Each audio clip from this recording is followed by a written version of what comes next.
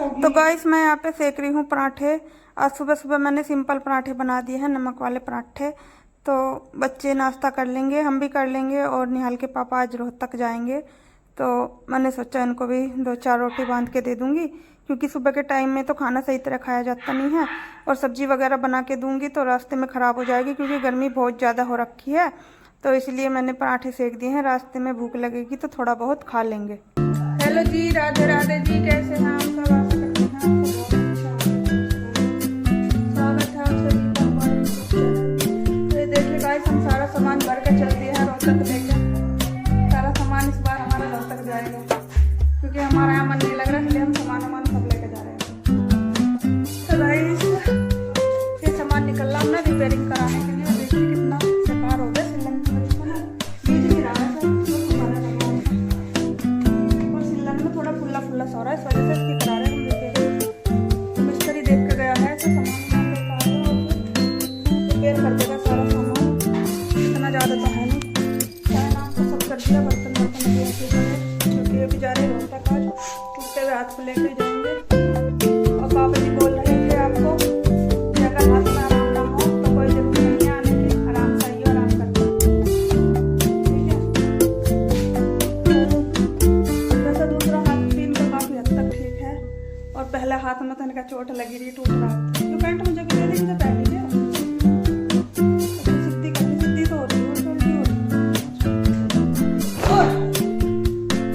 कपड़े सीधे उल्टे आदि तो नहीं करा, बालकों की तरह काम करने पड़े हैं पापा के साथ। ये लो बेचारे होना तैयार, इससे बड़ी मजबूरी क्या हो सका है। दोनों हाथ बेकार हुए पड़े हैं, इसमें भी जा रहे हैं, चल दिया ड्यूटी। बाप की औलाद होते या किसी बड़े घर में पैदा होते तो कम से कम 15-20 दिन आराम तो कर लेते। क्या करें, मजबूरी, क्योंकि अगर यहाँ रह गया ना और कुछ दिन तो भूखे मरने की नौबत आ जाएगी। मजदूर आदमी का ऐसे ही होगा, मजदूरी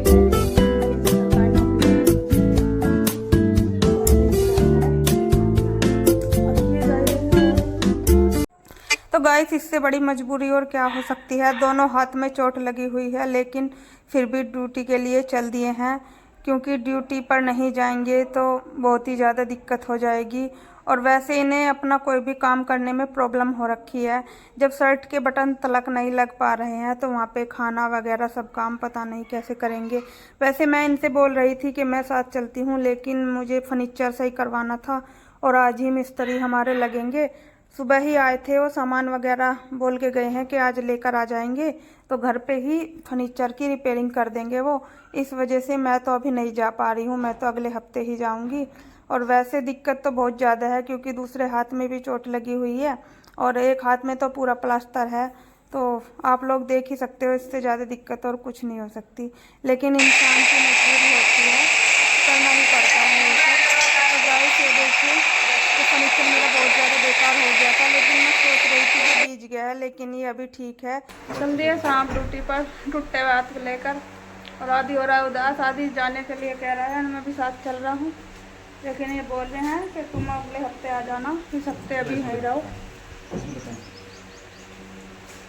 दिक्कत तो है ही हाथ की वजह से। कर लोगे काम वाम में तो? हाँ क्या सोचेगा सब? इसमें पट्टी करवा लिया आपको, यार दिन जाने होगा, जाने होगा। आदि अंदर कर दे सकते हो, तो बाहर जाते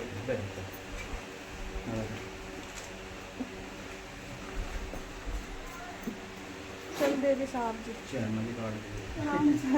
क्या सही हो रहा है। टेम्परेली बैग है, टेम्परेली। ठीक है तो भैया, ठीक है जी, ठीक है, जाओ जी, बाय बाय, बाय बाय। तो गाइस ड्यूटी करना अभी इनके बस की तो है नहीं, लेकिन मजबूरी में इंसान क्या कुछ नहीं करता। और इनके भाई हैं, ये भी बोल रहे थे कि अभी रहने दो, क्योंकि अभी ये बस की तो है नहीं। क्योंकि जब इंसान के दोनों हाथों से ही मजबूर है तो काम क्या खाक करेंगे। लेकिन वही है ना, मजबूरी में सब कुछ करना पड़ता है। वही कहते हैं ना, मजबूरी क्या कुछ नहीं करवाती। क्योंकि यहाँ रहे तो और भी ज़्यादा दिक्कत ही हो जाएगी। और वैसे मेरी भी दवाई चली हुई है, इनकी भी चल रखी है, और घर का भी थोड़ा खर्चा हो जाता है, तो बहुत ज़्यादा दिक्कत होने लगती है। और हर सिने कंटे पे छोड़ने जा रहा है, क्योंकि हमारी बाइक के भी कागज़ ख़त्म हो चुके हैं। इस बार जाएंगे ट्रेन से ही। गाइस आप लोग देख ही चुके हो, मजबूरी है, इसी वजह से गए हैं, क्योंकि बहुत ज़्यादा खर्चे हो जाते हैं। बच्चों की पढ़ाई है, वहाँ पे भी सब कुछ किराए पे ही है, कमरा वगैरह सब किराए का है।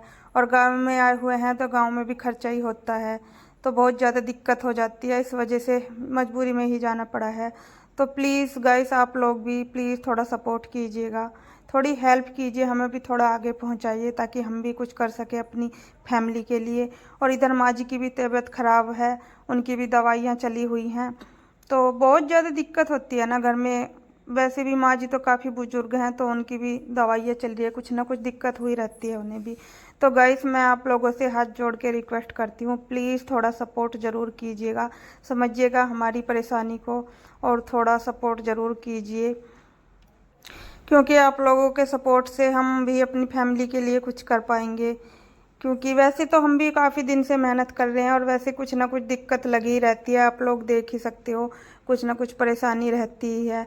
और क्योंकि मैं हूँ, मेरे बस की भी और कुछ तो काम है नहीं, और अकेले ही हैं करने वाले, तो बहुत ज़्यादा दिक्कत हो जाती है। इसलिए मैं आपसे बार बार बोल रही हूँ, प्लीज़ गाइस प्लीज़, थोड़ी परेशानी है, समझिए, प्लीज़ सपोर्ट कीजिए, और आगे पहुंचाने में हमें अपना पूरा सहयोग कीजिए। और गांव में आए हुए हैं अब तो, और एक हफ़्ता गांव में रहेंगे, एक हफ़्ते के बाद गांव से जाएंगे, क्योंकि बच्चों की छुट्टियां भी ख़त्म हो जाएंगी। और फिर गांव में हम छुट्टियों की वजह से ही रहे हुए हैं। और वैसे तो अब मैं इनके साथ ही चली जाती, क्योंकि इनके हाथ में चोट तो काफ़ी ज़्यादा ही है, लेकिन वही है ना, अब घर पे थोड़ा काम है, तो उसे भी सोच रही हूँ ख़त्म करने के बाद ही जाऊँ, क्योंकि आज शाम शाम को मतलब दोपहर को ही मिस्त्री आएगा और रिपेयरिंग वगैरह स्टार्ट हो जाएगी। तो उसके बाद ही हम मतलब एक हफ़्ता तो लग ही जाएगा, फर्नीचर को भी ठीक ठाक हो जाएगा, फिर अपना अगले हफ्ते से ही घर चलेंगे, क्योंकि बच्चों की छुट्टियां तो ख़त्म हो जाएंगी। लेकिन बच्चे ना स्कूल का काम वगैरह रुका हुआ है। गांव में बच्चे थोड़ा खेल कूद में ज़्यादा ध्यान देते हैं, पढ़ाई में थोड़ा कम देते हैं। और बच्चे मतलब आदि भी बोल रहा था कि मैं चला जाता हूँ पापा के साथ में, लेकिन उन्होंने मना कर दिया है, क्योंकि अब तो उन्हें ही दिक्कत है अपना खाना बनाने की, और वैसे भी बहुत ज़्यादा दिक्कत है। और यहाँ पे सामान हमने बाहर निकालना स्टार्ट कर दिया है, क्योंकि बाहर मिस्त्री आ चुका है, तो एक एक करके ही मतलब थोड़ी रिपेयरिंग कर देंगे, क्योंकि सारा सामान अगर एक साथ बाहर निकाल लेंगे तो बहुत ज़्यादा भीड़ सी भी हो जाएगी। और सबसे पहले जो छोटा मोटा अपना सामान है उसकी रिपेयरिंग होगी, उसके बाद ही मतलब बेड की रिपेयरिंग सबसे बाद में होगी। और वैसे मैं बेड खाली करके, बेड में मेरी कुछ साड़ियाँ वगैरह पड़ी हुई हैं, तो मैं और बाकी भी थोड़ा सामान है, तो मैं उनको सभी को संदूक में रख दूंगी। और उसके बाद बेड देखते हैं, फिर बेड तो कल वगैरह को ही होएगा। और सामान ना इतना ज़्यादा बेकार हो गया है सिलन की वजह से, पूरे में ना एक तो फुई लग गई है, और पीछे वाली पलाई बिल्कुल फूल गई है, फूल फूल के छुट रही है कागज़ की तरह से। तो गाइस इस व्लॉग का भी हम यहीं पे एंड कर लेते हैं। तो गाइस मैं एक बार फिर बोल रही हूँ, प्लीज़ अपना सपोर्ट बनाए रखिएगा। धन्यवाद।